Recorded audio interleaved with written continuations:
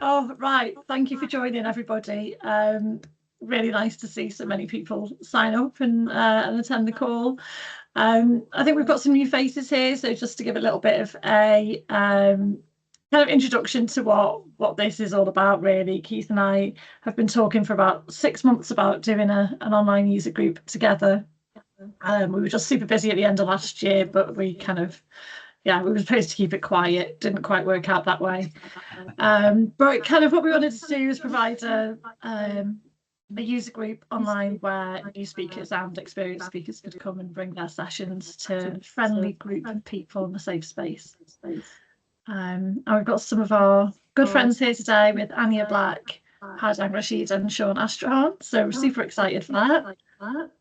Keith's got a little bit of information to go over before we get started properly. I'll hand over to the boss.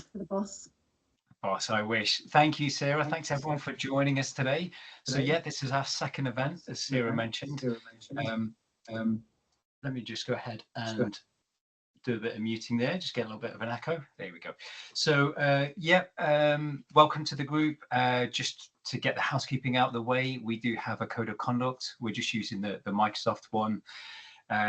Pretty much the short version is just be nice. Not that anyone here needs to be told, but if anyone does have any issues, just speak to either me or the boss, Sarah, and then we'll sort things out for you if you need to. So yeah, all good there. So we've got some excellent sessions today. Sarah, I think I've just muted you, so I'm going to again. I muted myself. That's maybe worked out well, but anyway, there we go. Yeah. I still have a little bit of power over the mute button. So yeah, we've got some great sessions today and some awesome speakers. So yeah. Hopefully show them all some love. We've got some really interesting topics today. So Anna Black is going to start us off with building or buying, navigating the Power Apps and Dynamics 365 dilemma. After Anna's session, we're going to then move over to Sean Astrakhan and Howdang Rashid, and they're going to cover proven methods to boost reactions and reach on LinkedIn. Super important, super useful for the community as well. If anyone's got any questions as we go, we do try and wait to the end of the sessions unless there's any kind of, important things that anyone's stuck on.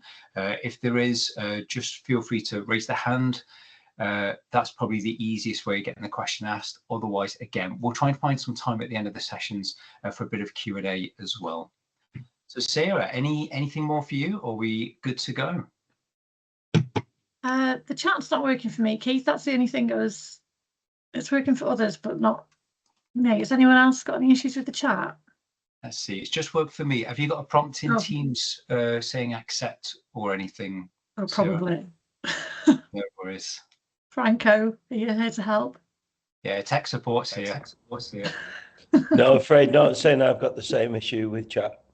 I also can't chat. No worries. Maybe I should just keep done for tonight.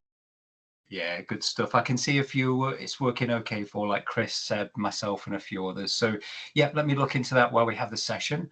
Otherwise, again, just feel free to raise a hand and we'll try and find a good time to do the Q&A. But yeah, Sarah, unless there's anything else, I think we're good to go. No, just looking forward to it. Awesome. Great. Anna, I'll pass over to you. You're good to go. Thank you. Thank you. You unmuted me. Thank you. So yeah, I cannot access chat either, by the way. I know what the prompt you mean, but yeah, it's something is not working. But let me share my screen while you're sorting that for everyone else. Okay, which one is that?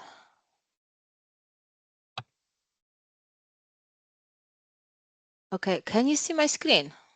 Yeah, looking good. Okay. Okay, so let's kick off. Building or buying, navigating the Power Apps and Dynamics 365 dilemma. So I'll start with a quick intro about myself. So I'm working as a lead functional consultant for a Hitachi, to be precise, D365 lead functional consultant. I'm based in Scotland, and I do have my own blog, and I also create some LinkedIn content. I know I haven't done it of the recent weeks, if not months, but I'll be back at some point. And also I'm a leader for a user group for Power Platform UX, UI, and accessibility. So today's session is about the dilemma in between Power Apps and also the D365. So how that all started, depending when you actually join on the Power Platform. To start with, a few years ago, I don't even know, probably over 10 years ago, we started with a CRM system. Then Microsoft converted to what they call D365. We had the online version of it. We had the on-premise version of it before we even have the online version. And then within the last few years, that kind of converted into the Power Platform, and Microsoft introduced us with the Power Apps. Within the consultancies I was working with, to start with, there was just one team dealing with the Dynamics 365 and naturally moving towards the Power Platform. Now the kind of more trend is that Power Platform and the 365 are two separate teams and two separate sets of skills that we have. But also from the perspective of like the functionality and technicality behind it and what the customer need and want, there's also obviously that separation. So as you know, on the Power Apps help us to build those custom and tailored business application, when we can have also the citizen developers creating low code, no code application. But on the Dynamics side, this is described as an enterprise as a module used for much larger scale for both on the ERP side, which is the enterprise resource planning, and the CRM side, which is things like customer service or sales and so on. So with the Dynamics 365, we have things like the regular updates and support coming from Microsoft, but we are also tied up to Microsoft roadmap of developing new functionality and also deprecating. So in today's session, I would like to dive into slightly of my experiences working with both of those aspects and what are kind of the key differences between them, beyond what I just described. So kind of the initial key factors when like this speaking with the customers or anyone really interested and in kind of looking what would be the best solution, would it be obviously the business needs, and considering what exactly is your process. So kind of starting in a very classic way, okay, do the business analysis and then taking from there. But it doesn't work in the isolation. There's always going to be the budget constraints and also the time to deploy.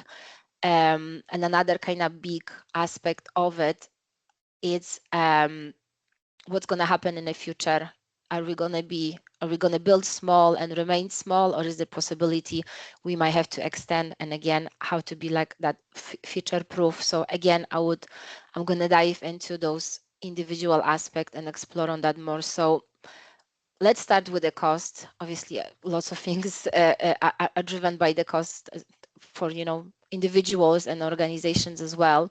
So for the on the Power Apps perspective, when it comes to choosing that as your solution, on the Pro side, we tend to have much lower initial investment especially for any simple apps.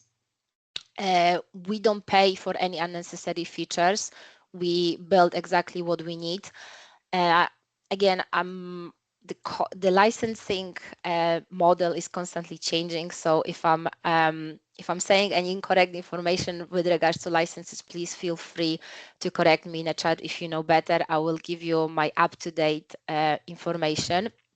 So again, on the Power Apps, I understand that it's something called pay-as-you-go model, when you can more flexibly change the number of licenses you have for the Power Apps.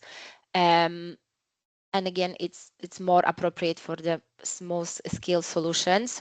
However, on the downside of investing in the Power Apps, although sometimes you want to start small, within quite quickly that can our solution become quite quickly more complex, and obviously that there will be more associated cost with it.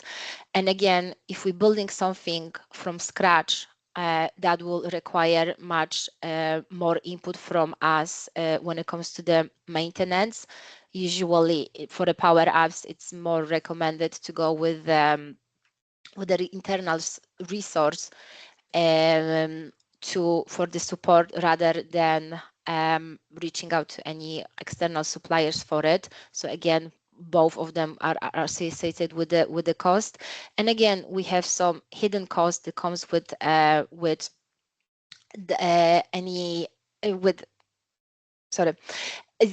are some hidden costs that comes with building a custom Power App solution. Again, we need to create things like making sure that our application are compliant and so on. On the dynamic side, it's slightly more predictable licensing fees.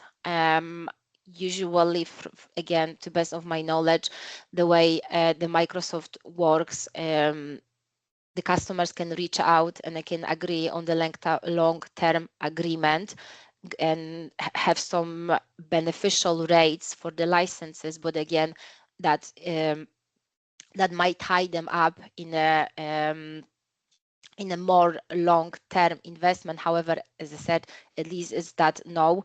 We also tend to have lower development cost. And again, this is based on assumption that we are taking the product off the shelf as it is.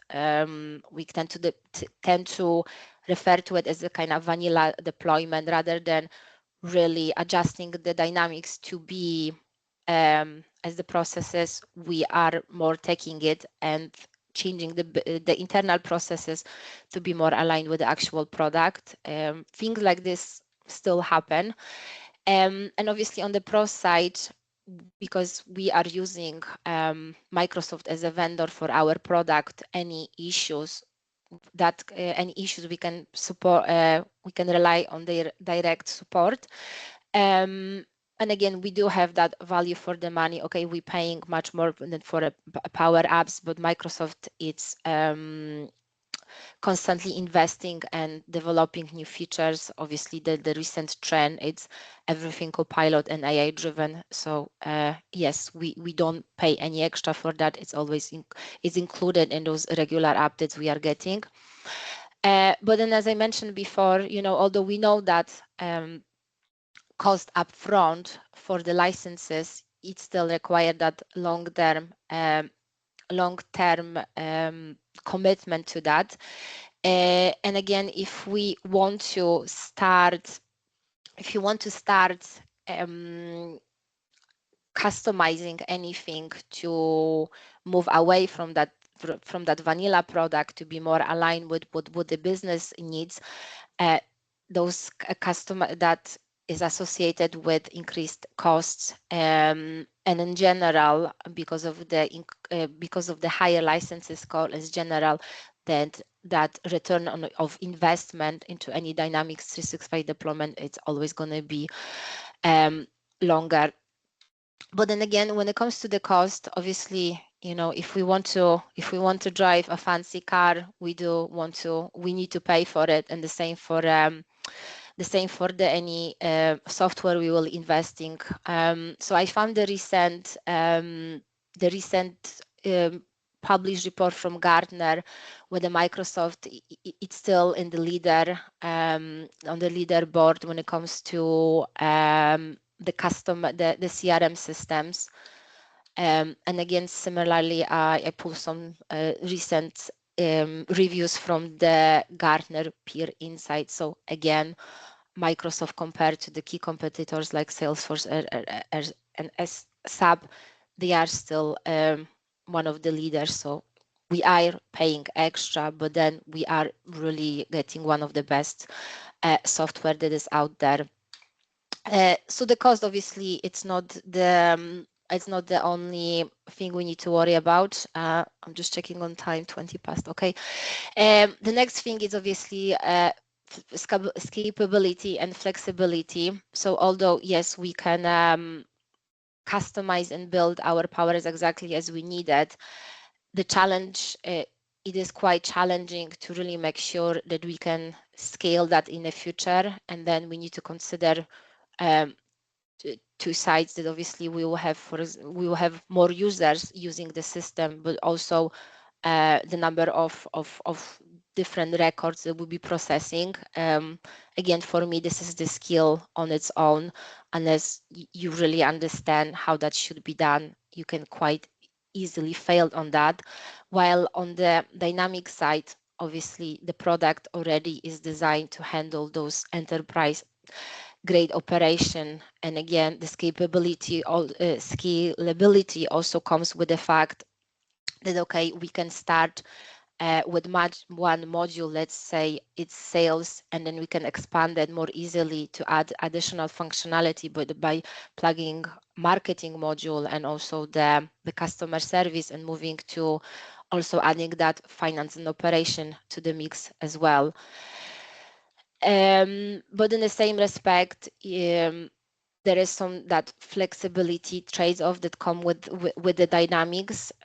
We are taking the products as it is. I did already mention that if you want to adjust it, that becomes additional costs around it, and it's not as flexible as building something from scratch. Implementation time, again, for building power apps, it can be done quite quickly. We can easily create some simple apps even by using the existing templates. There's so much. There are also lots of resources available online that can help us to download and acquire some code, and we can use that for our apps. But then again, if we want to build more complex application, obviously we'll be investing more time. And again, comparing to the dynamics, depending on what sort of implementation we're going for. In the past, our work on the implementation, when as I mentioned before, customer just from what they're looking for was for that vanilla deployment to literally within 4 weeks, everything was done, starting from the workshop and defining the requirements to the user training and acceptance testing and that deployment. So things can be really done quickly if customer is just willing to take the product as it is. So again, on the integration side,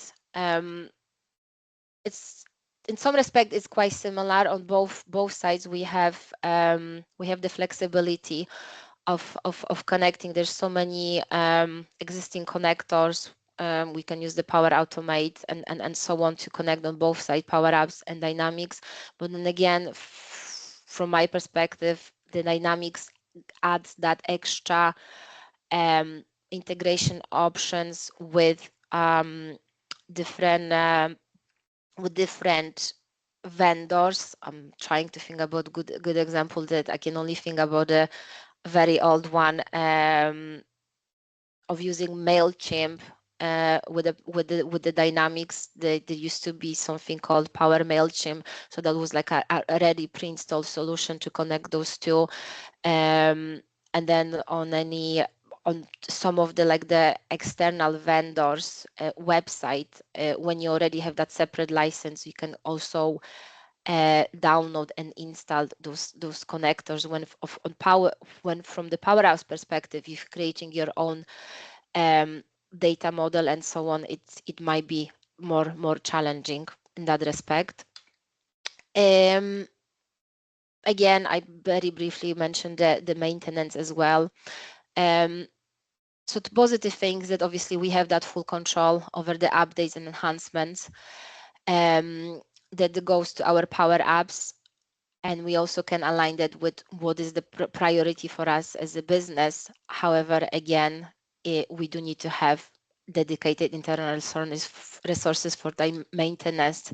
And on dynamic side, again, we have the constant updates, and it's not only about having nice and fancy features. It's also ensuring the security of the solution, and all the the important things, and being compliant, and giving the business exactly what they need in the background without them really worrying about it. However, on the downside is that obviously we have no control over it. We can temporarily push any updates, but eventually twice a year the businesses are forced to go and update what is the latest solution.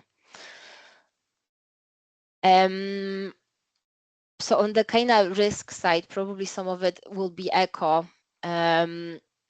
But when building Power Apps, lots of businesses will decide to utilize the Dataverse for that. But again, there's also some scenarios when we use the SharePoints and different sources. So from my perspective, that is associated with the risk, especially when we are not considering that maybe in the future we actually want to move some of the processes and use the dynamics that will be way more risky to kind of move from one to another. Probably the best way forward would be to pretty much start from scratch. Anything things like access and security, from my perspective, that needs to be more manual oversight as well. Again, building any custom connectors and so on, again, heavily rely on the knowledge and experience of the resources involved in that. And again, it's a manual. Things like obviously the compliance as well. Just checking on time. Similarly, there's more limited governance features that come with the Power Apps, and any deployment, if the things might break with those updates. And overall, again, as I mentioned before, if things are not built properly, there might be some significant performance issues, especially for the complex solution. And on Dynamics side, unfortunate thing are the deprecation. And when it comes to the deprecation from Microsoft, it can be as serious as completely deprecating a module. And the latest example is the PSA, when the PSA was deprecated, and everyone and all the customers using the PSA were forced to move to the project operation. Yes, there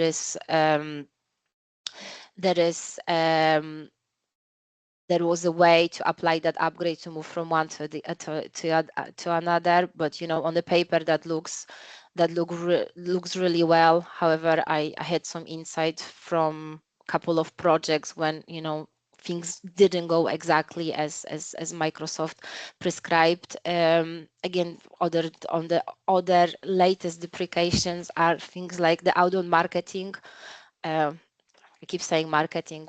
I actually refer to the customer journey. So yes, the outbound marketing will be all deprecated. We need to move to the real-time marketing. So yes, it's just forcing the businesses to change it. And anytime those changes are coming in, some of the changes cannot be handled internally. Businesses are forced out to reach out to consultants for support like this. Again, another thing is the continuous changes to the licensing model. A few years ago, we had the customer engagement model where the customers invested once and they had the multiple modules coming with it. That's completely deprecated now. if we want to have the separate modules that all needs to be purchased separately or as the add-ons. Obviously, all of them we are also facing lots of unwanted updates. Some of the feature will require enablement. Some of the feature needs to be enabled by the admin, but some of them will just automatically going to be pushed in, and they will have to be the opposite. When we don't want them, they need to be disabled.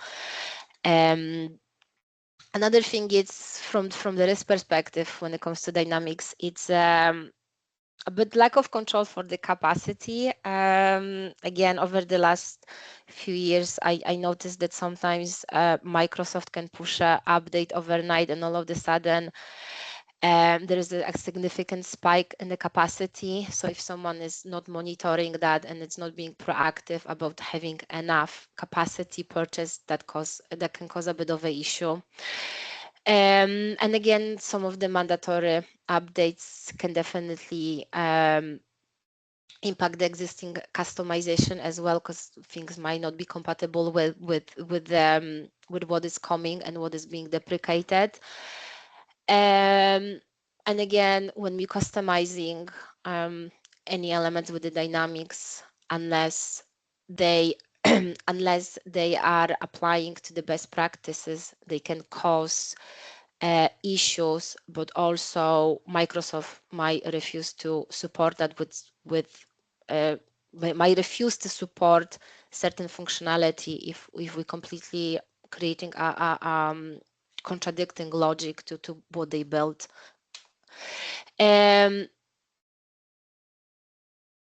So yes, that's kind of repeated what I just said, affecting the existing implementations. What else I wanted to mention very briefly? Oh yes, sorry, I know what I meant by that. So the version upgrades affecting the custom implementation. So if we have any custom implementation coming into the system at the same time, Microsoft might be pushing their upgrades to the platform. So I recommend checking on a couple of things. First one is something called dark hours for the maintenance. I have actually a couple of links that I can share with you, so I'll put them in the chat. And there's another latest feature that only recently came out of the preview. It's managing the maintenance window for the Dynamics, when we can specifically say, okay, if we have any, if Microsoft has any upgrades, to push it in that specific time, so they are separated from any of customization we want to push in. Keith, Sarah, how am I doing for time? Yeah, doing good. Yeah, you've got another up to 15 minutes if you want. Okay. Okay, thank you for that. So yes, of course, I could not run a session without talking about user experience. So if you know me, if you know me, you know what I mean. So from the user perspective on the Power Apps, we have the full control, especially for the Canvas app, what we building and creating, but then and it's the same experience for actually the app creators, when we can have that intuitive drag and drop to nice and quickly create the apps the same with the model driven app. We have that framework, we can easily spin up a new model driven app as well, but then in the same respect, okay, we have a full control over the UX and UI. However, whether you want it or not, if you want to build a nice and user-friendly apps, you need to have at least basic knowledge on some of the UX and UI principle. On the other side, for the Dynamics, yes, everything is ready for us to use. However, if you spin up the even like a trial environment and start playing around it might be quite overwhelming. It is really feature rich. So if that can be too much for the user, so kind of the approach would be to anything that is not needed hide it, to disable it, and so on, and really kind of give the user the functionality they need. Otherwise, it will be too much for them. And because of that, obviously, the more training is kind of required rather than for those applications being more intuitive. However, unlike the positives are, it's obviously if we working with the multiple modules, they will have they will have the standard navigation across them, and also like the interface, and again, because of it's a Microsoft product, the look and feel will also be not only within Dynamics but within the other application from Microsoft. But again, we can use we can utilize the role-based access and enable some personalization. Again, just installing the solution as it is. There are some pre-existing security roles, so you have like a role of a marketeer and a role of a salesperson, so we can apply them, and that naturally will limit the functionality that those individual users will see. And again, when on the Power Apps perspective, if we want to have any new features and enhance that user experience, is all on us to really build that and develop that from scratch. But on the Dynamics side, obviously Microsoft, again, as I mentioned, is investing into it, and with not those all new feature also comes the innovations and obviously enhancing that user experience and adding AI to complete certain tasks, find information, and so on. So for this one, I'm going to be honest, I definitely use AI tool to find out, okay, what will be the future trends for the Power Apps. So again, we need to kind of take that into account. So a bit of self-love from AI to tell us about AI. So the trends I found from the from ChatGPT, it's incoming AI integration, which it's already definitely happening. Extended reality to create immersive experiences, interactive application, and obviously continuous empowerment of the citizen developers.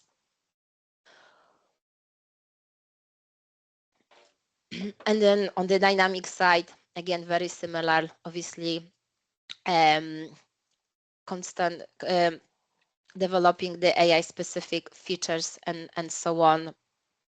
Cloud native development, again, the power of cloud computing. And I don't know if there are any, I'm assuming that there still might be some customers using on-premise Dynamics, although I have a feeling that was actually completely deprecated. Again, apologies, I don't have that. I haven't managed to confirm that. And obviously the data-driven insights now with the Fabric and so on, everything it's connected together, and then the Dynamics is definitely aiming to that direction, to provide the data-driven insight, use different tools, and then bring them back to the users. So like taking everything into like account and actually making that decision, okay, so what would be the good solution for us as a business who's looking to implement one or the other, or us as a consultant who need to advise to a customer. We can provide with a decision matrix, and even use some like a weight and scoring against different factors, and really compare and decide, okay, what is really important when it comes to choosing that right solution. So moving forward, when it comes to kind of more common pitfalls when it comes to decide between one approach and the other one, is obviously understanding the complexity Again, my experiences are that we always start simple, but then, and when we actually start building the application for customer, that always, it's always new kind of requirements coming in, because like up front, there is no kind of prediction, okay, we want this and we're gonna need that as well. So obviously, like that proper business analysis at front, it's very, very crucial to try to uncover as much as possible up front. Again, when using D365, I saw it that although it's from like the standard look and feel of Dynamics 365, the product was taken in a completely different direction and was heavily over customized. Unfortunately, that obviously have some risk associated, as I mentioned before. Another thing is obviously neglecting the integration needs and kind of looking at the situation and not looking at the situation holistically, and also not really thinking long term. Okay, we are here as a business, but where we want to be and how that's and whether that is factor in the decision making process. Other thing to mention when it comes to the choosing between one and the other, it's also something called I will get that hybrid approach. So obviously using both Power Apps for some of the customized task and application when a limited number of users will have access to it, and then still having the Dynamics and Dynamics licenses for more of the core business processes. But when we're going for that hybrid approach, again, one of the things to also keep in mind, it's something referred to as restricted table. Again, this is I have another link to share with you. That even when we're building the Power Apps, yes, we can use the Dataverse, but within the Dataverse, we won't be able to use all of the tables. Some of the tables do require Dynamics license. One of the example, it's a case or SLAs, so they require a specific Dynamics module. So again, we need to be mindful of it. And another associated with that term, it's multiplexing, when we can see the trend when we want to save on the licenses and only give the Dynamics license to a limited number of users, and for the rest of the users to have the Power Apps license. However, we cannot have any like processes in the background when someone doesn't have a Dynamics license but makes some updates and pushes those updates to the case, because it's as I said, without appropriate license, the updates to those restricted savable should not be considered as a solution.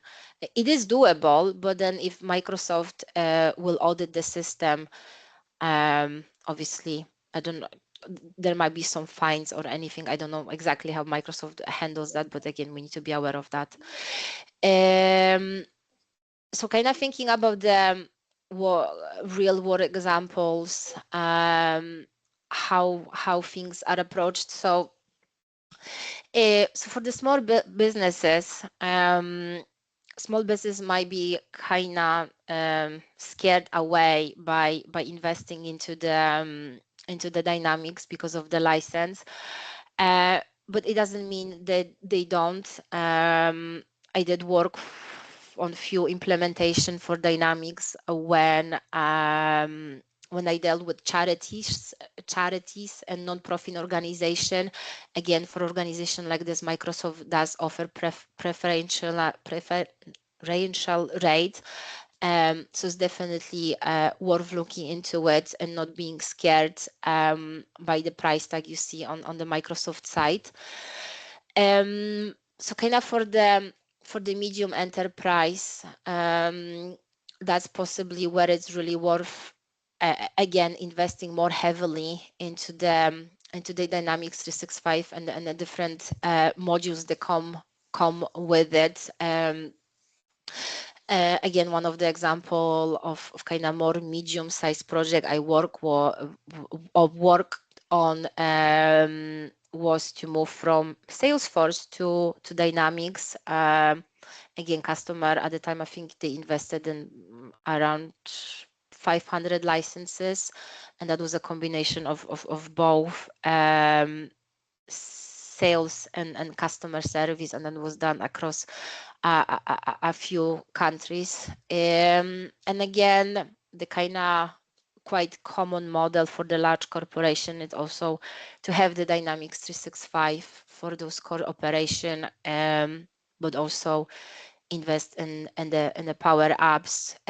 Again, things like this, there are different exemptions to the rule.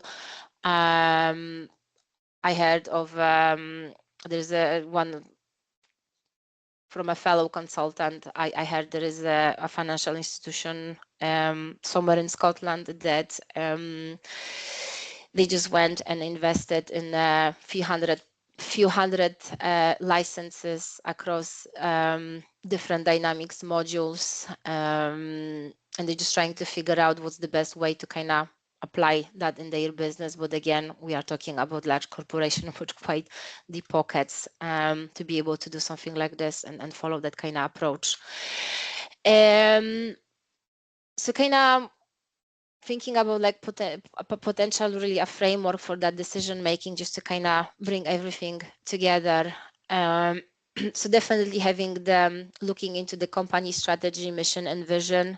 So again, where are we now, but where we want to be in few years' time. And again, really not only thinking about that scalability and so on, but actually trying to implement a solution that will help us to get there.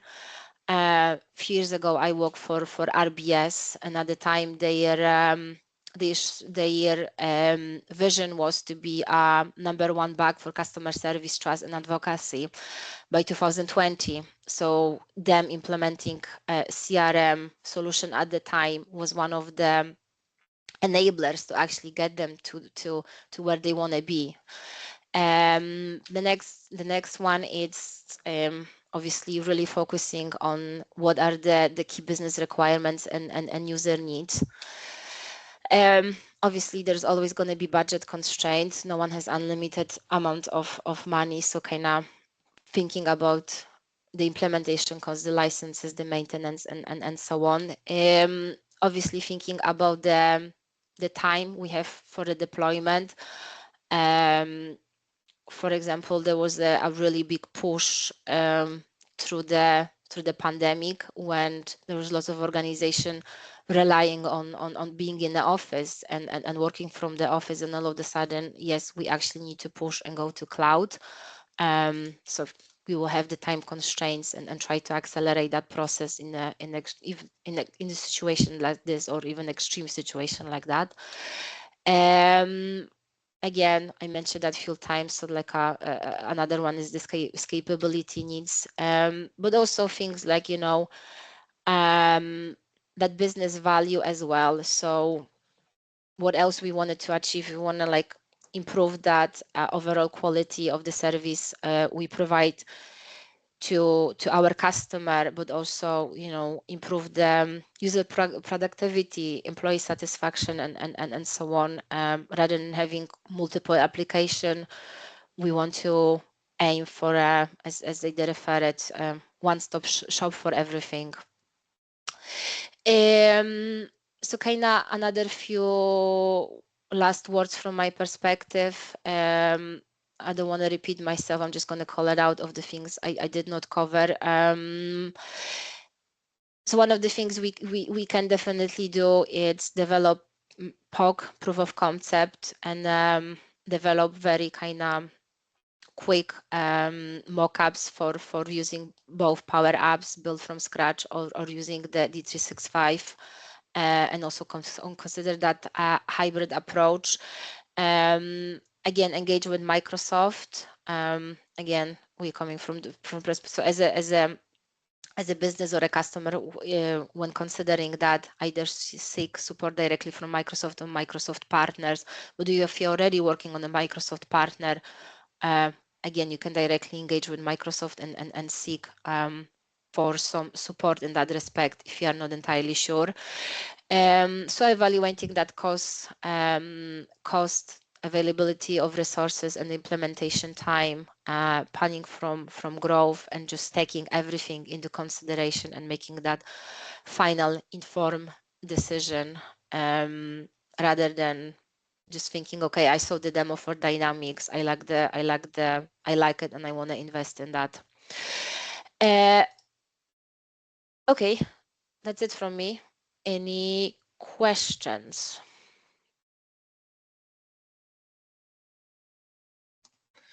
Again, if you just want to raise your hand if anyone's got a question. Or has Anna done such a good job that she's answered everything so far? Hi, Shamim.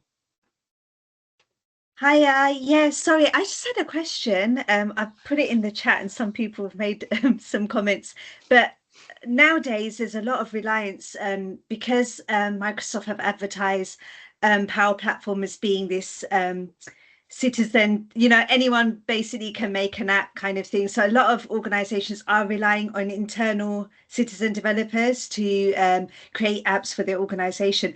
But obviously there's a certain point where it's too complex, the process is too complex, and it will make much more sense financially, security wise, everything wise, to go with an out of box solution as Dynamics. But there's a lot of pushback when there's been so much reliance on that internal team. How would you convince an organization like that to make the switch to using Dynamics? So again, it just depends on the type of application they have, because you are using internally. If there is an actual kind of use case within the organization, so like I mentioned before, there is a separate modules. So there's like a sales and a customer service and the marketing. So I will start with the problem you wanted to solve to start with. Is it like supporting the sales processes? Then it's worth considering the sales module. If it's managing like the finance and operation, there's another module for that. So really kind of think what apps you currently have and what they're trying to do, and then see if there is already an existing solution that can be utilized for it, and really look into the benefits of it and that business value. Okay, something we created something internally, but not necessarily might be compliant with certain things. It takes too long to maintain it. It takes too long to that user experience I mentioned. So it's really kind of get to the bottom of it, what the business wants to have. That's how I would approach that. And again, with the Dynamics, technically, you can try to install the solution and work it out yourself, but the way it's built, unless there is someone has at least some sort of experience with it, it might be quite difficult to configure that as well. So there's two sides of that investment: bringing someone to help with an implementation, and obviously the product investment as well. Okay, thanks a lot, Anna. Thank you. No problem. Any more questions? I'm looking around. I only know that Sharon, you work with Dynamics, don't you? I think James just. Oh, James. Okay. There, go for it, James. Yeah, I'll just jump in. So, like, when do you think the crossover between Canvas apps and model-driven apps is going to be more of a thing? Because they're starting to blend more and more of them merge together now. When do you think that's going to happen? Like blend in what respect? So you can have custom pages in a model-driven app, which is just a Canvas app really, and it just feels like model-driven apps are almost starting to have the foundations put in place to become more of a Canvas app, and everything just starts to join into one kind of beautiful, easy system. But I don't envisage that completely kind of merging into one. I know that from the Dynamics perspective, there is more of a talk of like the ERP system that have they have different look and feel to become more like a model-driven apps. But I don't kind of envisage that completely kind of merging into one. Yes, of course, like, you know, there is lots of kind of requirements from the customer to kind of lift up the experiences with the model driven app. I'm currently working on a project when it's very PCF heavy. It's PCS everywhere, just to kind of lift that engagement with the records. But as I said, I just don't envisage that completely becoming a one product. There's too many differences at the moment between them. So this is my kind of personal opinion. Sorry, contacts. Okay, Franco, you have a question? Yeah, question for the audience, really. Just be very interested to see how many of this audience use Dynamics or implement Consult on Dynamics versus how many on the Power App side. Maybe drop that in the chat if you wouldn't mind. Great stuff. It depends. Oh, straight in there, Sean. Straight in there. Yeah, as soon as I saw your smile, Sean, I knew it was gonna be like some awesome answer from you coming.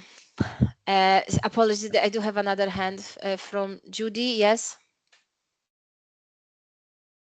Hi, Anna. Thanks for that. That was really great. I have a question about the industry accelerators. Have you tried using any of those? Try using of what sort of?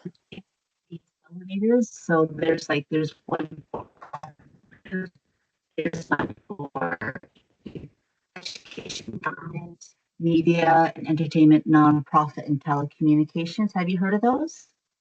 I don't know. I don't know if it's just for me, but you completely broke. The audio cut out for me a little bit there, Judy. But if you could put it in the chat as well, please, just in case. Yeah. Thanks, Judy. Oh yes, of course, the industry's accelerators. Yes, those ones. Yes, personally, I haven't really worked with them. One of the project was considering the one for charity, but no, I don't really have any hands-on experience with that. But it's definitely something worth mentioning as well. Yeah, they in the link I sent you, if you just go to a specific one, it extends the common data model, and they give you sample model-driven apps and math apps and sample Power BI dashboards. It's for ISVs and maybe for us, like not an ISV. I'm not an ISV. Just to leverage from. Yes, so like as I mentioned, like one of the project we start looking into the non-profit one, but I don't even remember reason why the customer did not decide to go for it. So apologies, I cannot really answer this one for you. No worries. But yeah, definitely a good shout. Franco, another one. Judy, just to jump in there, be very careful in those ones, because we have had feedback and that there is certain documentation out there which is actually saying that they are starting to deprecate some of those areas. And what I'll do is I'll dig out it's not NDA, it's actually available. The links are actually available onto the Microsoft Learn Docs. I'll drop the links into the chat, but there is a talk out there that they're actually seeing certain of these areas. Microsoft is seeing certain of these areas as areas that they're not going to be continuing to invest in, and that they've got other routes to actually where they're looking at certain other partners that they're kind of supporting to bring in other products that will build on your standard out of the box dynamic sales apps and things like that. So I'll drop all those links into the chat for everybody so that everybody can see that. Thanks so much, Sharon. Yeah, no worries, Judy. Sorry to talk over whoever was coming next. That's a great insight, though. Thank you. Thank you so much, Sharon. Yes, I was actually directing question to you because out of the audience, I know for sure that you've been working with dynamics, so I'm sure you have a view on that as well. Sean, apologies. I can see your hand. Oh, I think, Sharon, you actually kind of answered it. I was going to ask Anna with those industry accelerators. I found that they have like too much stuff and I almost want some of it. And I spend more of my time like deleting it. And I didn't know if that was like your experience as well. But if they're going away, I'm just not going to look at them anymore. Yeah, I think it's going to be one of those where it'll be piecemeal. It's like a lot of things with dynamics. You see little bits kind of like going away piecemeal. And it's like what I was blogging about on Monday about where we're seeing certain deprecations happening because Copilot's taking everything over, and we're going to be seeing like bits and pieces are being taken away on those accelerators because I don't think they are as popular. And I think what you do find is exactly what you're saying, Sean, is that people kind of like start with them and that you think, wow, that's amazing. You've got all of this kind of like stuff free, but as you say, it's too much. We have to actually refine it down. And it's almost like it's better to actually start from the base product and then just customize it up rather than taking too much and refining it down, if that makes sense, Sean. For sure, thank you. But yeah, we'll drop those in. Great questions. Any more? Okay, Anna, I think you're off the hook. Oof, thank you. Thank you so much. That was such a brilliant presentation. I know I certainly learned a lot, but yeah, absolutely fantastic. Thank you, Anna. Yeah, thanks, Anna. That was awesome. Awesome slides as always. I think that got dropped in the comments. Thank you really... for having me. Thank you for having me. Our pleasure. Thank you. Yeah, always love that extra character from the artwork and the slides. It's always good. Always welcome as well. So great. Yeah, thanks so much for Anna. If anyone wants to connect with Anna, again, she does some awesome work with the Power Platform Cookbook and much more as well, always dropping knowledge gems here and there. So yeah, thanks again, Anna. Now, next up, we've got Sean Astrakhan and Howdang Rashid. They're going to go through proven methods to boost reactions and reach on LinkedIn. Super important topic, particularly if you're freelancer, contractor, or just getting your brand out there, and they're both masters of that. So folks, I'll hand over to you. Amazing. Thanks, Keith. Thanks, Sarah, for that introduction. I have some really good news for you, which is if you're trying to, could you hear that music, by the way?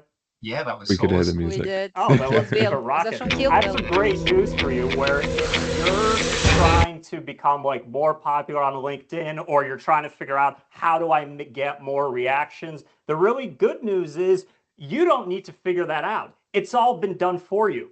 Not by me, not by Howdang, but by this method we're going to show you here that is super ethically fun. So when I first started seeing Howdang's posts, they were nuts popular. Like, look how beautiful this graphic is. He's getting 1,000 reactions on this. I was astonished. I've never seen someone get that many on Power Platform. I can barely get above 300. And once I started seeing this, I was like, oh my God, Howdang, you are so talented. How did you learn how to do this? How did you creatively come up with this all by yourself?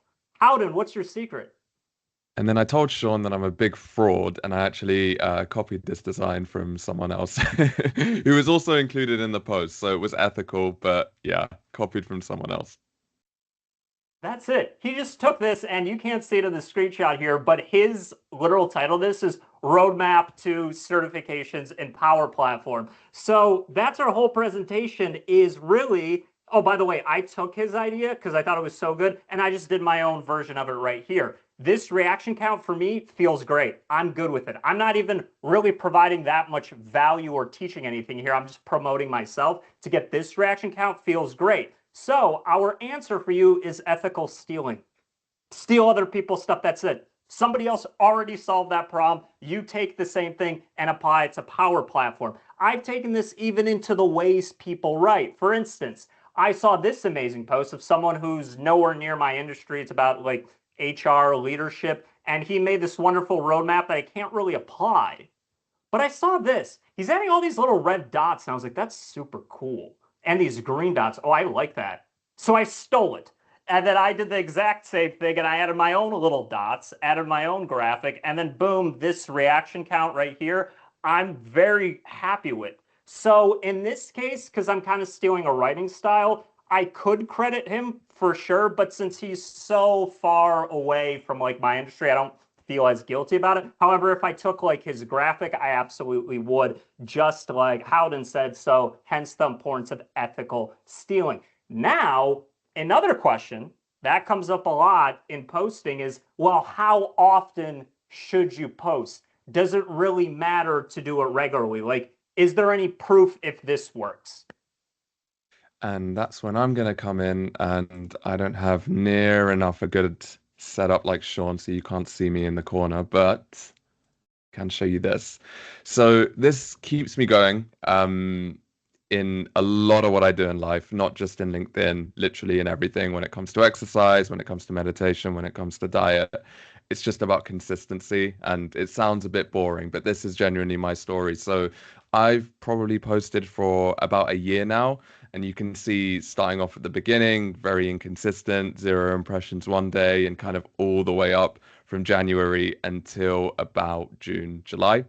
And it was around this area where I actually peeked into Mark Smith's 90-Day Mentoring Challenge, which I think a lot of you are familiar with, and I'm a huge advocate for it.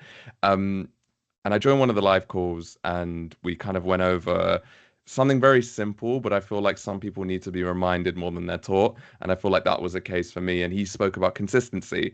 So that's when I started getting a bit more consistent. And I was like, all right, I'm just going to try and post a few times a week. And you can see a bit of a kind of increase in engagement. It's still kind of low, but you're getting into the thousands, and then it kind of maintains.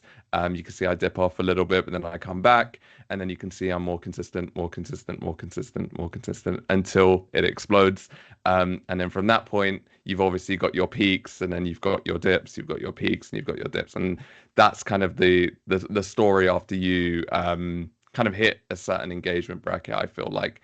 So yeah, I post every day, and it's been a goal for me, and it will be a goal for me this year. And I think it's important to also say, try your best not to post sucky fluff, but also know that your posts aren't going to be amazing at the beginning of you starting to do them. So kind of find that balance in between, kind of in that scale of completely AI generated to being a perfectionist, which Sean will get into as well. But Sean, do you post every day? No. I have stuff to do, as many of you do. I hit my limit at 2 times a week. Are you trying to say I don't have stuff to do, Sean?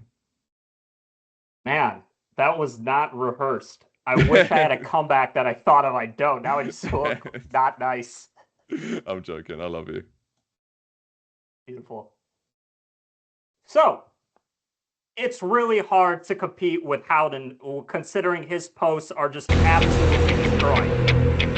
So, I've noticed some people put in the chat right now, like, I'm only getting a couple reactions. I'm only getting a couple likes. No one's interacting with my stuff. So, that is okay. So on this post right here, I put in a ton of work into this video. I went into this niche topic that's very difficult for me around data factory and doing complex stuff in Dataverse. There's a lesson here, though. If you're only getting, I forget what somebody said, like 2 reactions, one is their mom, who your posts are bringing in can be more important than how many reactions. For instance, this got a lower number than some of my other videos. However, the 3 people that did comment on it are absolute killers as solutions architects, and they're the people I want to be networking with. They're the people who I want to see my stuff and do potential collaborations. These 3 individuals commented on it, and they're some of the best architects I know. EY later messaged me actually like 2 days ago, and he literally said, hey, I've seen you post a lot on like solutions architecture. Do you want to team up for a session at the Power Platform Conference? I'm like, yeah, absolutely I do. Chris, similar situation. And I even got really excited because on this post right here that didn't get as much love as I thought, the Nordic Summit even commented on it and said, like, you should submit a session for proposal. So here's my point. If you only get 3 reactions, those might be the only 3 people you need. If you just want reactions, go make a bunch of posts about Excel, Power BI, and like kittens. But sometimes the quality of the people who are interacting with your stuff is way more important. Now, regardless of if you're going quality over quantity, and even if you take some of the best ideas off of the internet, there's still the question of what should you be writing in your actual posts? Now, luckily, Howdang has an amazing formula for that. Yeah, and this is again going by my mantra. I do practice what I preach. So this is stolen from Alex Hormozy.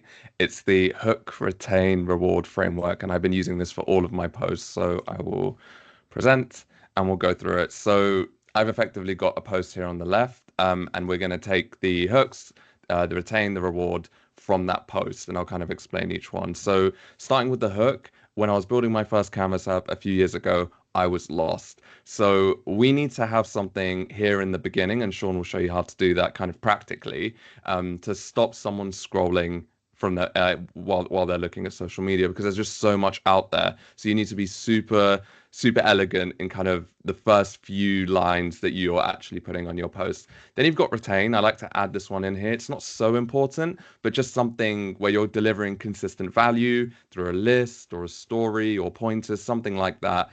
So here was kind of a story saying that I had to watch Shane Young's video on collection 6 times before I understood how they work. And then kind of my favorite bit is the reward, which in this case is the cheat sheet. And for me, this is the most important part. So it's actually rewarding your audience for consuming your content, because if you can do this enough, you'll get enough people who are constantly coming back to see your stuff, who are waiting for your stuff in some cases. And I feel like that it is super powerful. So yeah, hook, retain, reward.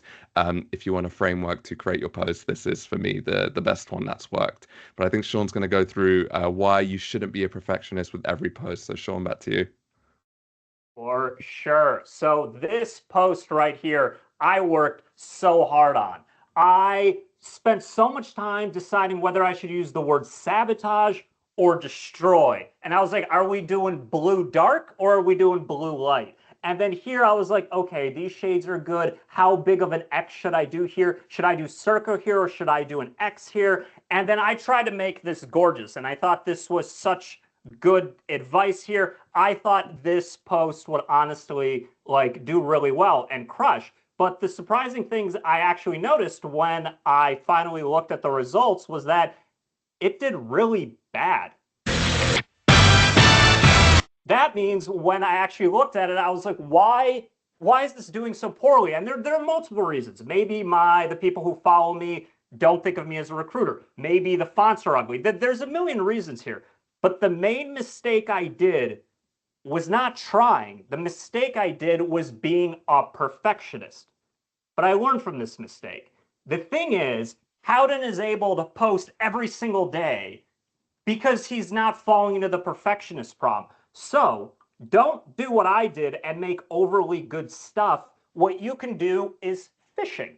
You could throw a little lure into the water and see if people even care about what you're talking about. So in this case, I took a screenshot right here of this, like, Power Pages cost $475 over 200. I spoke with Franco and I'm like, hey, if Power Pages were an internal app, could that work? Him and I messaged about it. I threw this together in like 15 minutes. And this absolutely destroyed in terms of reactions and comments compared to the PDF that I spent hours on. And from this, I changed my strategy. From now on, if you've noticed in my posts, I would post something that's just like kind of quick, explains an idea, and I'm trying to bring value. So if someone reads this, they get something out of it. But the main thing I'm doing is checking to see if people actually care about this. Once I saw, oh, people are responding to Power Pages being cheaper than model-driven apps. We got 83 comments. A bunch of people are arguing about it. It's a lot of fun. So instead of taking this and then like going and making a blog, I was like, let me just make another post. let's just do the same thing again, but expand on it. And then this one did almost as good as the first one. So that's when I was like, okay, how can I just keep milking this? And now that I'm seeing that there's a lot of attention for it, now I have time to actually put in and make it really, really pretty. So if you see a really nice PDF about this in a week, this is where it came from. I went ahead, made a blog on it. Franco and I have been collaborating on this one, and it's great. And I think this blog is going to do really, really well because I have proof that posts about it have done well. So the main lesson I'm trying to get across here is you could take the same topic, do it one way, do it another way, then go make long form. Like, do not make anything really nice until you actually have proof that people even care about it. So in this format, I took the same topic and did different formats, but like Howdang's an absolute like genius of doing the reverse, which is take a bunch of different topics and reuse the same format. Or basically, if it ain't broke, don't fix it. Yeah, exactly. So yeah, so let's take the roadmaps. I did it once, and then I did another one, and then I did another one, and then I did another one, and then I did another one, and then I did another one, and then I did another one. And I think that's it. But you could see the amount of times I did this post, and every single time I think it got over 100 reactions, which I think is quite good, and it's something I'm very comfortable with. Occasionally it got 200 plus, occasionally it got 500 plus, and on the off times it got 1,000. So I thought, if it ain't broke, don't fix it. This is so genius. Like, just, it's not even like, I don't want to say like beat a dead horse because it's not a dead horse, but I don't want to say beat a live horse because like I don't actually eat a lot of meat. So like, ride a horse. I'm done with this analogy. I think you get my point. So moving on, this is another approach that Howdang called me to. Daniel Amundsen, I think, posts a lot of great stuff. Howdang, can you explain here why this methodology works so well? Yeah, so I think it goes off your point of not being so much of a perfectionist. And by the way, I'm not taking anything away from Daniel's work. I absolutely love it. And I think these tad bits of content are amazing. But I think it also illustrates the point that quick tips can give you insane results. Like all of Daniel's posts get more than 200 reactions, which is amazing because he shows you value in the first 5 seconds of looking at it. Like Power Automate flows are very nice to look at. And because it's so easy to consume, people like that. So I feel like we're constantly getting into a world of shorts and shorter form content. And I feel like Daniel's an excellent example of stuff that works in the Power Platform scene. For sure, for sure. Now, let's actually go through how simple this can actually be all together, because I think some people like may not believe us. So we all are a bunch of like, you know, Power Platformy people. I got a little grid here. Where did I get this grid? I stole it from some guy who was doing, what is it, the Eisenhower decision-making matrix, something. I was like, oh, we should do a matrix. That'd be fun. So I got pros, I got cons, we got Dataverse here, we got SharePoint here. So let's do a little SharePoint Dataverse rivalry. Now, I think I know some personalities in this group.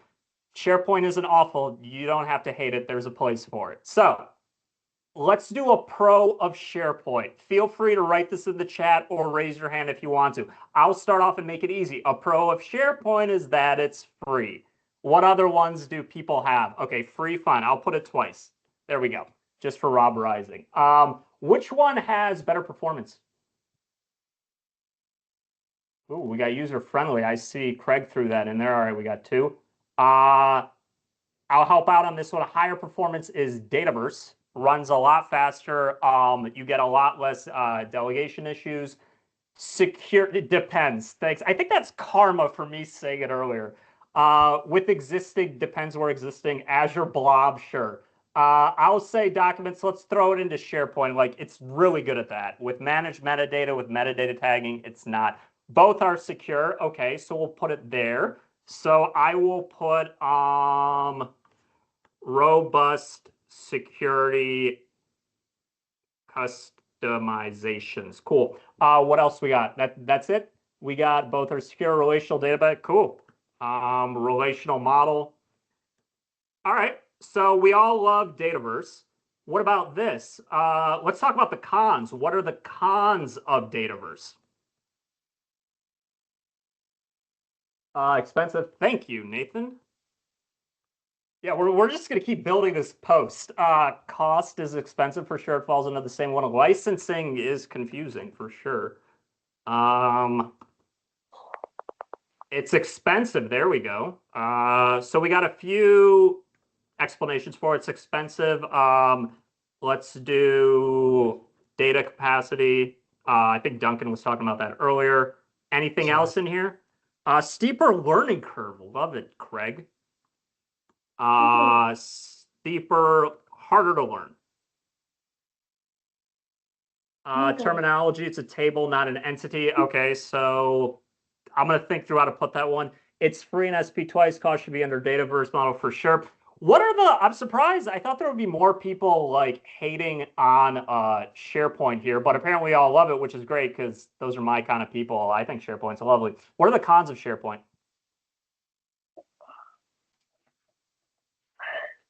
Okay. Not relational. It gets really bad when you start doing lookups of lookups. Thank you, Brad, fresh off his Canvas apps on that one. Delegation. Security should be a con, isn't it? I mean, it has security. It's just like less. Yeah, let's put that there. Less flexible security. Don't worry, we're almost done with activity. We're not spending this whole presentation helping me build a LinkedIn post, but that'd be awesome. Limitations on APIs. Rob, do you want to expand on that point? Do you want to come off mute? Yeah, so you're going to have a lot less throughput and bandwidth on SharePoint than you would on using Dataverse, and then limitations on how many items you can pull through as well. There's ways around it, but they're not exactly easy. Got it. API limits. Sweet. I think this is a lovely list. Does anybody have anything else? Okay, great. Let's move on. So we have something that's pretty cool. We can do certain things to make it prettier for sure, but remember, we're trying to prove a point about how moving fast works. So here what I'm going to do is I'm actually going to screenshot this right here. And let me get under here. Cool. And then let's hop into ChatGPT here and then be like, I think I had a prompt earlier for this. So what did I write? And we'll see. And don't worry, we're not, by no means am I telling you to use ChatGPT for everything and for just writing your LinkedIn post, because you'll see how, well, you all have seen how robotic it can sound and unideal, but we're just going to use this as a starting point because I want to show you a different tool and something I think about a lot, which is what Howden said about the hook. And I'll zoom in more to make lives easier here. All right, cool. So we got something that's good enough. We'll work with it. So here, did somebody add something they want to add? Anything? Hamza, you adding anything? Cool. So choosing between Dataverse and SharePoint as a data source, the Power Platform, here's a quick breakdown. So let's put that in here. I like this tool a lot, LinkedIn Text Formatter. So first of all, it helps you do cool little things like you can take aspects and then like highlight them, bold them, and then you can copy that into your actual LinkedIn post. What I like about it is this, it shows me a preview of what it will look like. So a lot of times I see posts that are like this, hey everyone, I've been doing some digging on choosing between Dataverse, and I noticed there are some key. Here's the thing. Right here, as you can notice, I'm starting to run out of space. So if I went down here and I like hit the center button, you will see that it becomes grayed out here. So the person would only see, hey everyone, I'm doing some digging on choosing between Dataverse, SharePoint as data source platform, and then like that's it. It might not be enticing enough for them to click on it. So in terms of where I put a lot of my time, it's obviously making the graphic, but it's also coming in here and like, how do I make this hook actually work? So in here, if we go back to what we had here, I think this is pretty good, but I think I would want to invoke more emotion around this, or like get into the fact that there's a kind of war happening with it. So I would maybe do something like, we need, I see SharePoint getting a lot of flack Am I even spelling FLAC right? From Dataverse developers. But they both have their place. Now, we're going to do a little contest. That's my opening sentence. Does anyone want to write a better, thank you all, before I embarrass myself. Who wants to do a better hook than this? Anyone have any ideas? When two tribes go to war. I like that one. Let's do what Franco just said. When two tribes go to war. I see, that's awesome. I didn't talk about, okay. Anything else? The Big Showdown. Oh, that one's fun. The Big Showdown.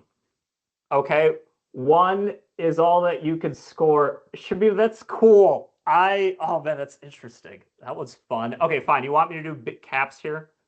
All right, we'll do that. When free might be too expensive. That might be a fun one to put over here. But anyways, we want to move on. So I'm going to take this and be a higher performance relationship models. And it also put all of this stuff for me. Fine, I'll take those hashtags. Let's put this in here and then put this down here. And then 80s child. Nice. Same. So we got this. I don't like this dot. I think that's ugly. So I'm going to put that here. And then let's discuss. They don't have to discuss. They can discuss if they want to. I don't want to encourage that. I want them to just like either do it or not do it. So I think this is pretty cool. Let's go post it right now. So that took us like what, 10 minutes? Yeah, we're doing it live. So in here we got this. This is pretty all right with me. Let's hop into here. We got this. I really appreciate the fact that you made this way nicer for us there, Howden. So I'm going to save this right here. And then once the pop-up actually appears, there it is. Give me 1 second. All right, we got it saved. And then I'm going to come into here and then I will add this as a photo. So we have it right there. And next. Oh, let me close out of this. Next. And is it here? It's there. Cool. There we go. We did that in like 15 minutes. Obviously, we did it all together, but here's the point of like, if you look at this, this really isn't that bad. Maybe not something I would maybe tweak this a little better, but we'll see what happens by the end of this session, what goes on with it. Cool. So how do we just do that? We just came into here. We obviously used Canva to do it. We used ChatGPT to like kind of help us out, like the text formatter. And mostly like I saw this guy, Jason Grad, he's a marketing consultant, so not really related to my industry, but he was doing this type of a chart. And I was like, that's a cool idea. Let's just go with it.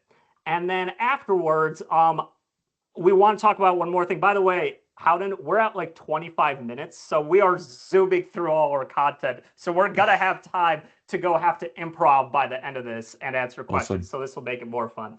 I think this is fascinating, this comment. Links in posts are fine. For so long, I saw everyone put like link in the comments. Go check out the link in the comments. I don't really see that as necessary. Howden, can you talk about this one and about like how you feel about links?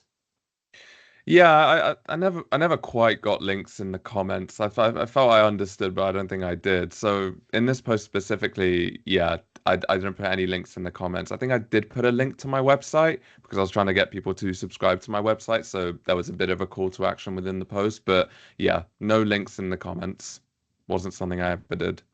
Right. And it doesn't affect his count. It's like he's still getting like thousands of people interacting with his stuff.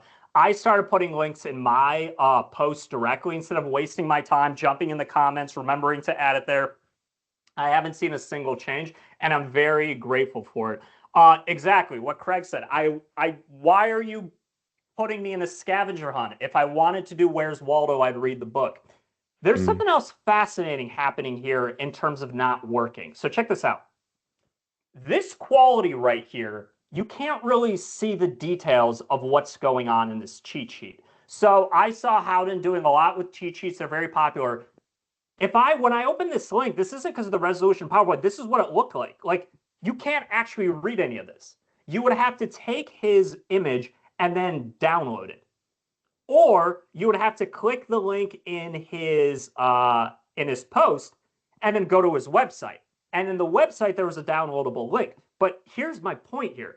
Howden created this PDF, or sorry, created this image, put it in his blog, took the text he wrote in the blog, and put the exact same thing in the post. It's like, this experience right here, navigating to his website, isn't really that much more of a value add. And that's fine. I think that's a terrific way to like not overwork yourself, is just like what you put in your blog, just dump your whole blog into the post. Like, it's fine. Like, Howden, do you want to add anything to that? Like, am I summarizing that right? Am I doing it justice? Yeah, exactly. I think it's a case of, if you want to be consistent, you want to remove as much friction as there is between you and actually making a post. Like, we have priorities, we have families, I'm sure. So, like, you don't want to spend all day making your posts. So, yeah, if you've done the hard work in one place, just copy it in the other. For sure, for sure. I thought that was brilliant. Now, here's the comment of when to post and does posting matter. So, this is going to be a little interactive activity. Here's what I would love a few of you to do right now with me. Here's what we're going to do. I'm going to open up LinkedIn, and we want to do this very, very strategically. So I'm going to refresh LinkedIn right now. And I want you all to do this too, but please don't stay on LinkedIn. Please come back to the presentation. I want you to do this. Look at the first website you see, and then what I want you to do is, how meta is this right now, by the way? I want you to go in here and I want you to note the time of the top 3 posts. So one of them I have now. So I'm going to put number 1. I'm going to put now. And then let's go to number 2. Let's scroll down here. This is an ad. I see likes this. This is 3 hours ago. So number 2 is 3 hours. And I hope you all do this with me. And then down here, I get one. This was commented on. So this is all recently commented on. And then this is from 1 day ago. So number 3 is 1 day ago. Please, thank you, Craig and Barclay, for doing it. Please put that in the chat right now. I want to see which one. Oh, I'm off camera. I want you to see which ones are your top 3 posts. How long ago are they from? I think that sentence makes sense. Okay. Exactly the same. Fascinating. Okay, cool. 1 minute, 1 hour, 1 day. All right. This answers that very, very critical question of what time you should be posting. Howden, can you explain where this came from and how you've been using this? Yeah, so I think it's a bit difficult because of different time zones and stuff. But I think in general, if you're only posting a few times a week, I'd say avoid weekends. I think people tend to read less on the weekends, and Fridays don't seem to work for me so much as well. So I'd say if you're posting your best content and you can only do it a few times a week, I'd prioritize Monday to Thursday. And I think if there was going to be one thing you take from that chart, it would be that. If you want to get really granular with it, you can look at like the specific heat maps where it gets really dark. But yeah, I'd say general rule of thumb, Monday to Thursday is probably the best place. For sure. So as we just proved, it's not a guessing game when to post. All of you just put in the chat, everything you're seeing is from today. It's from the most recent. I've done this multiple times, and I've seen things like, let me see. Here, this was one time when I did it 8 minutes ago, 41 minutes ago, 4 hours ago, 9 hours ago. I refreshed the page, and then I got 1 week, 1 week, 1 week. I got later ones. So the max lateness that you will see, like the earliest posts you can possibly see, are from like up to a week. But the timing absolutely does matter. So what I'm doing is I go for about 8:30 a.m., 9 a.m. is when I schedule my posts. Yeah, and then Anna, that's Anna, can you expand on that one? That fact that are you getting it denied programmatically or denied in the sense that they're not interacting with it? No, like yeah, because like looking at that heat map, like what I've done, I always post it regularly on a Friday evening, like around 6-7 o'clock. And then like it's totally opposite to what I'm looking, and I still manage, my content, I still manage to build on that. So I think there might be some like exemption to the rule as well. So my what I'm saying is my experience is completely opposite to what I'm seeing on the screen now. That's fascinating. You know what? I'm curious if you switch it and try to post at like Mondays, does it change your engagement at all? Oh, okay. I will test the theory. I will test the theory. I will go for Wednesday afternoon. I will do a post on Friday, but I will schedule it for a Wednesday, and I will report back. Awesome. So that could be another myth we bust. But from what we're seeing in the chat, I'm purely going on like, obviously a successful post, they're just going to keep posting. So Anna posts incredibly good stuff. So no wonder that's circulated to everyone. However, if you're new and coming up, if you're seeing in the chat, do a comparison. See if like posting when you think people are on there makes a difference. Because according to this chat, what you all are seeing is the most recent hottest stuff. Looking at LinkedIn during work hours. Great question. I see so many chats, but we got to move on. Cool. So next thing is, that was me refreshing a couple times. There's some other strategies I've noticed that seem to really work for people is really nailing that hook we were talking about earlier. Like in this one, Agnius gets a lot of attention for his posts, and he opens with, please don't do these at home. Like, I don't even know what he's talking about yet. He hasn't even gone into like Dataverse, PowerPoint. I don't even know what it is. He says it on the next one, but barely. He's teasing here. This approach for a hook, fantastic. I love this one. Another one is just using really, really, really good photos. If you do something like that, like I loved Welland's post of this with him and his family. It did very well. Just the photo is absolutely terrific. So when I see people doing selfies, like, buy a nicer camera, I guess is my advice there. I don't do selfies because my phone isn't really that nice. Another point here is in terms of text, I would say is less important than actually getting the image in there and having the image grab the most attention. Howdang, do you disagree or would you concur with that? No, I'd agree with you. I'd say an image acts as like almost a second hook because it just takes up so much of the screen. So if your image is really nice and your text isn't so good, it will probably still stop someone from scrolling.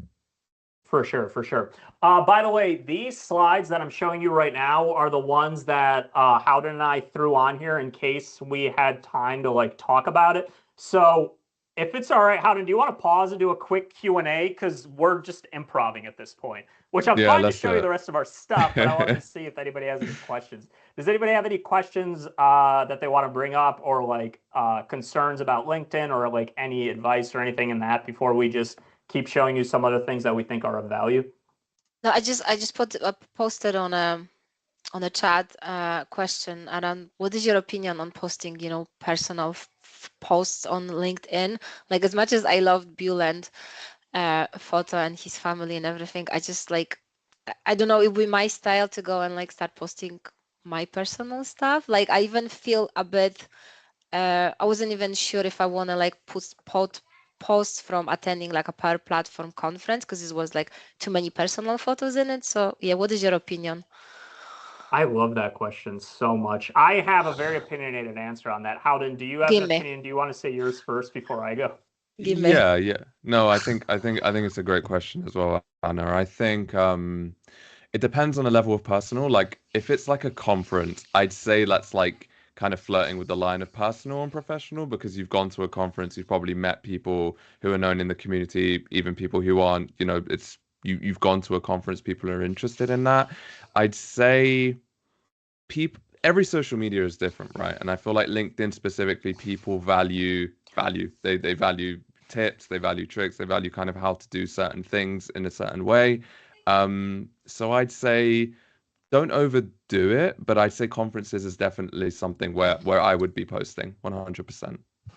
Yeah, I'll say my opinionated opinion here. I never did it. Like, I thought that was just, I don't want to share my personal life. It was like, I think I'm obnoxious enough. If you want to see my personality, just have a conversation. I'll show you who I am. And then I just tried it. And then, like, the post did really well. So then I was like, oh, man, now I actually have to drink the Kool-Aid and do this stuff. So personally, for me, personal stuff does work. I'm still a little lenient with it. I see people who, like, build a Legos thing, and if I know that person, I want to comment on it. I'm interested. Everyone on this call, I'm interested in your lives. So if you posted, like, you with your cat, I'd be curious about that. I will say, professional advice is do it. I've talked to like marketing people. I've seen the YouTube videos. I know one guy who's known as like a reading expert on Instagram. He says that all his posts, when he's not teaching parents to like read, or he's not trying to sell a product, when it's just like a picture of him with his kid cooking, those posts do the best. Like, I see personal posts do well. I personally limit it because I don't want people to think of me as like, oh, he posts a lot about himself. Like, I want them to associate me with more like technical knowledge. But I do it here and there, and I would suggest it. I guarantee you, if you do a personal one, I will bet money now that it will do very well. I totally agree with that, actually. It always makes me laugh when if you post a photo, just like one single photo that has nothing to do with anything else on LinkedIn, it does better than any other post for some reason. Really stand out, can't it? Yeah. I also think, though, I think for someone like you, Sean, you know, you're well known, there's people joining your course, it can humanize you a little bit, make you more approachable. The odd, not, you know, I agree on the selfie points, but I think the odd little personal post might be quite nice to make you feel a bit more approachable. For sure. I completely agree with that. Also, Mary Myers had an amazing session on LinkedIn expertise. She talked about how personal posts also work for exactly, Sarah, just echoing what you just said. It humanizes you and people want to connect with that. What do you think about LinkedIn articles versus posting links to your blog articles? I have my thought on that. Howden, do you have a particular thought on that one? Yeah, that's a very good question. And it's funny actually, because when I started, I used to just do articles. So if you look at my LinkedIn, it's just articles in the beginning. The issue I found with articles is it was very hard to be consistent. So, you know, I think each article, I had a series called Solution Sunday. It took me about 3 or 4 hours to just make one article. So it was hard to even post once a week. But I would say the time you put in those articles, you can probably get a lot of gold in terms of posts. So Sean showed us an article that he's been working on with Franco, and posts that came from that before to validate if the article would be successful. So I'd say they definitely take longer. If it's your style, then I don't disagree with it. I think you should do whatever you can do consistently, but I think just keep in mind that it will probably take you longer. And, you know, if you're struggling to be consistent, maybe go to more shorter form content like Sean did with Power Pages. And if it does really well, turn that into an article where you know people will read, rather than investing a bunch of time in an article that no one reads, which I was getting a lot in the beginning. Mm-hmm. Yeah, I agree with that. And I would add, it depends on your goal. If you're just trying to be known, stick it on LinkedIn. If you're trying to take people's emails and then eventually do business with them, interact with them in some way, then go do your blog and send them over there. The advantage to LinkedIn is it's faster. Plus, LinkedIn does the SEO for you. If people search for the keywords, you will pop up. I see LinkedIn articles appearing all the time. And until you get to like a more well-known blog like Matt Devaney's or like Howden's, it's going to take a little while before you appear in SEO. So it's more of a long-term strategy. And is your goal business, or is your goal just to be well-known? So that is, yeah. Anything else before any views on text content versus picture content versus video content? So Rebecca, here, I see picture content killing it. I see a lot of people saying video is the new thing, that that LinkedIn is moving to this whole Instagram Reels model. I don't see that at all in my posts. I put a ton of time into my videos. I don't see them do any better than my picture posts. In fact, I would say my picture posts do a little better. I would say it's more of a personal preference here and what your goals are with it, which I can expand on. But Howden, did you have an opinion there, or anyone else on this chat thread? Yeah, I mean, personally, I think right now, if we were thinking of like a hierarchy, I think picture posts do the best on LinkedIn now. I think short videos are just completely taking over YouTube, TikTok, Instagram, like those social medias. It's taken over. If we're gonna like take those as an example, then the truth is it could happen for LinkedIn. I just don't see it now. But yeah, I'd say shorter form content in terms of videos work better on those platforms. I think image content works better on LinkedIn, at least for now. For sure. I would also add, it depends on your end game goal. Remember, everything you make on LinkedIn, all the time you spend on that, it'll be hot one week and it's dead the next week, and there's no residuals. There's no benefit to it. If you make like a blog post, like somebody mentioned earlier, that lives on forever. If you make a video, that lives on forever. So making cool little videos on LinkedIn, if that's going to be part of a bigger video, like that can bring benefit there. But if your goal is purely clicks, reactions, like growth, then I'm saying that pictures does better for me. Carousels, I see that question from Peter.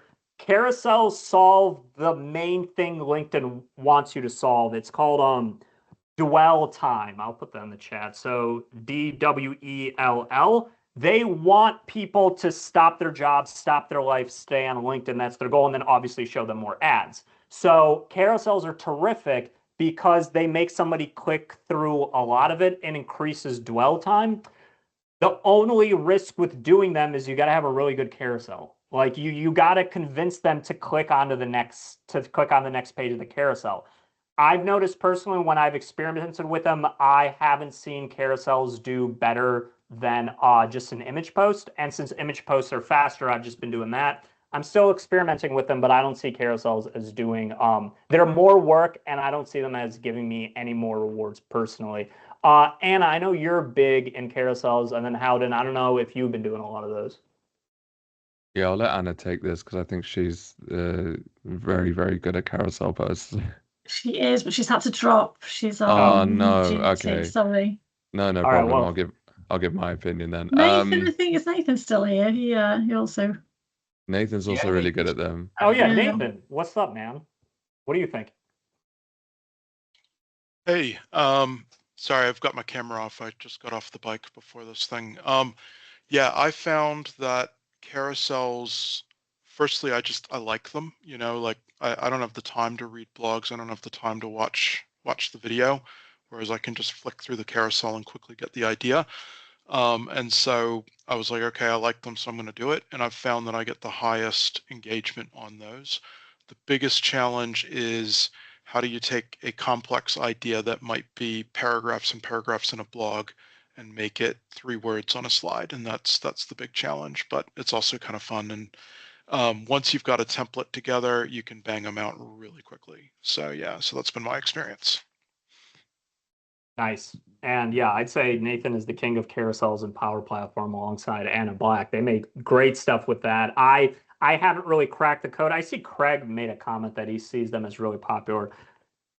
I'm gonna ask you, Craig, right here. Please share some links of LinkedIn people who are good at it. I would love to like ethically steal their ideas, see how they're formatting them, see what words they're using and such. Nathan hit a point that drove me insane with LinkedIn, which is I want to make really quality, informative, dense, deep, understandable stuff. And I feel like LinkedIn is not the place for that. What I've noticed is it has to be bite-sized, it has to be fast. And I've had to honestly shift my strategy where I still do my long-form videos and I still do like long-form blogs, but like all my posts, like I've just noticed that like the less useful I feel like my posts are and more about just like touching on a topic and giving them like a taste, do way better than me ever actually trying to like educate someone in anything. I don't know, Howden, if that's your experience or other people's. It's just here, it's just like quantity does like quality and depth does not matter as much as like entertainment and like a talking point, like a starting of a discussion. Yeah, no, I 100% agree. And I used to hate short form content because I thought it was sucking everyone's attention. So I used to like condemn anyone that would use short form content, and my girlfriend told me to stop.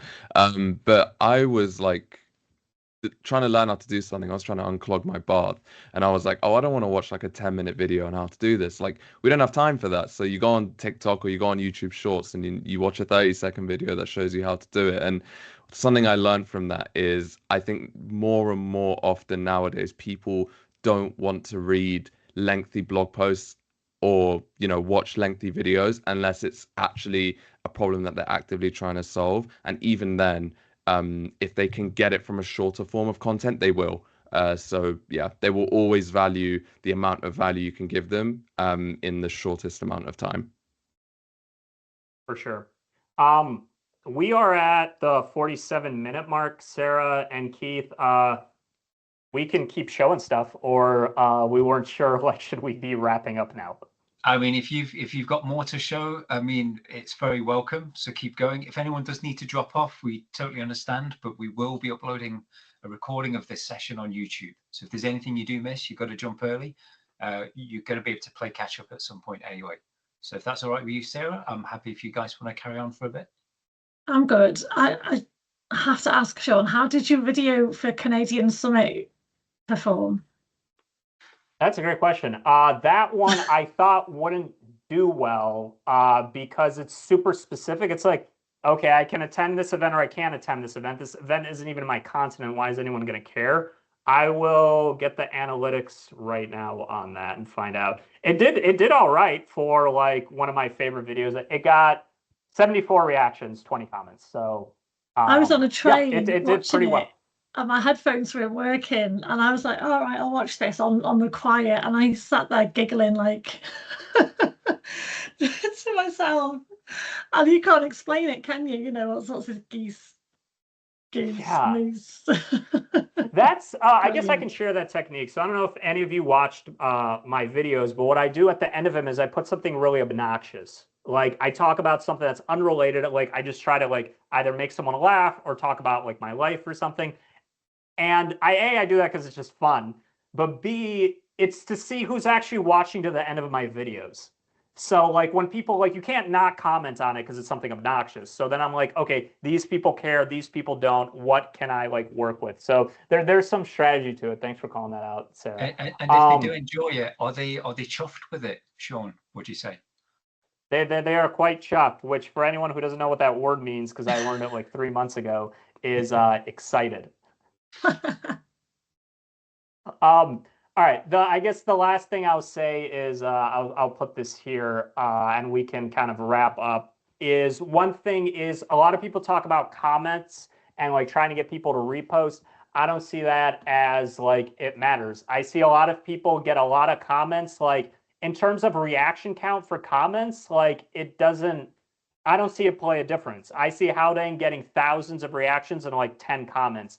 I see things like someone getting 30 reactions, 24 comments. My point is, I think comments mean very, very little. Like, it does not at all mean that LinkedIn is going to keep showing your stuff. So I wouldn't worry about asking people to comment, reply, post. Like, you can if you want a conversation, but it's not, I don't see that as bringing any benefit in any of the data that I've seen.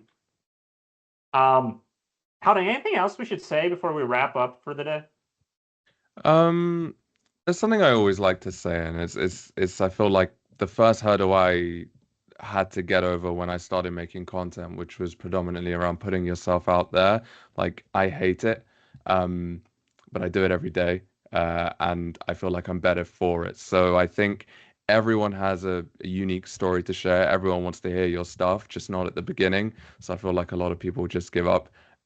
But yeah, I think consistency is the name of the game with all of this. I think if you take one thing from it, copy people's stuff and try and do it every day. But yeah, you can use the stuff in between as well. Hopefully that will help. Yeah. And if I can share any words of advice that have helped me a lot, and I'm not being sarcastic here, it's nobody really cares about your posts. They're either good or they're not. And then the next day you get another chance. Like I overthought it for way too long. And then now I just go. Like they're gonna like it or they're not gonna like it. It doesn't matter. Don't overthink it. Yeah. It's really interesting. There's clearly a lot of research gone into all of that. So it's a really clever conversation. I'm just looking at it. Just me or is Sean frozen just before we want to take a little photo? I think it's good for me. Sean. Am I moving? I think I'm moving. Yeah, it's good for me. Is it just me? I think it's just you. That's no, okay. it's frozen for me too. Oh, okay, maybe it's not just Sarah. Is he messing with us or is he frozen? No, he's. Oh, there we go. You're back. Can you guys see my arm moving? It's moving right now. No, yeah. I can just see you just doing this. Yeah, I'm not actually. I was messing with you. Now I'm moving my arm. Fantastic. Any questions? Any more for any more? Great. Well, Sean Howdang, that was an absolutely brilliant session. Thank you so much. Yeah, really appreciate all that useful info and getting everyone involved as well. There's a lot of great stuff I learned from everyone there. So thanks so much. Sarah, anything more? Otherwise, I think we can get ready for a quick group photo. No, I think that's it. That's great. I've really enjoyed tonight. It's flown by as well. So yeah, I know Anya's had to go, but brilliant session as always from her. And then yeah, Sean and Howdang. And Howdang, your first time speaking? Yes, my first time speaking. I did want to say a big thank you for everyone that came here. For my first time speaking. I will be speaking next week in person in Bristol, which I'm even more nervous for. But yeah, huge thank you to Sharon for helping me out with that. Thank you, Craig. Appreciate it. I couldn't believe it when I heard that. And yeah, you would never know either. Brilliant. Yeah. Thank you so much. We're honoured. Yeah, absolutely. Yeah, wouldn't have thought it as well. Great session, guys. Really good. Thank you. Yeah, great. What we'd like to do is a little routine at the end of all of our high five events is if anyone who wants to come on camera, we're just going to do a high five, take a screenshot. We're just going to have a hand up. So if everyone wants to get ready for that and go for it, we're just going to do that. That's how people drop off now. Yeah. But I like try and not cover my Lego up. This is really difficult. Like I can stick it here or something like that. There you go. Great stuff. I got a shot right there. Thanks, everyone. That's absolutely fantastic. We'll go ahead and share that. That was brilliant. And yeah, thanks so much for joining us. Yeah, me and Sarah really appreciate it. I'm just going to share this as well, share my screen. Here we go. Perfect. So yeah, the next session that we're going to have, the next, here we go, let's bring this up. Perfect. So yeah, next event, we're going to be looking at Tuesday, the 4th of March. If anyone wants to follow along right there, just go ahead and scan the QR codes or search for Power Platform Community High Five. And yeah, we'd love to see you there next time. And we'll give more information on the event nearer the time. So yeah, that's about it from me. Sarah, anything more from you? No, just thanks. I'm like super excited that we've got a great turnout, great speakers, great attendees, and just all the engagement is great. So yeah, super excited and can't wait for the next one. Thanks Great. again. Well, thanks so much, everyone. Thanks again for all the speakers. Have a great one, and we'll catch you next time. Bye. Have a good night. Bye, Bye, guys. Bye, Thank Thank you you all.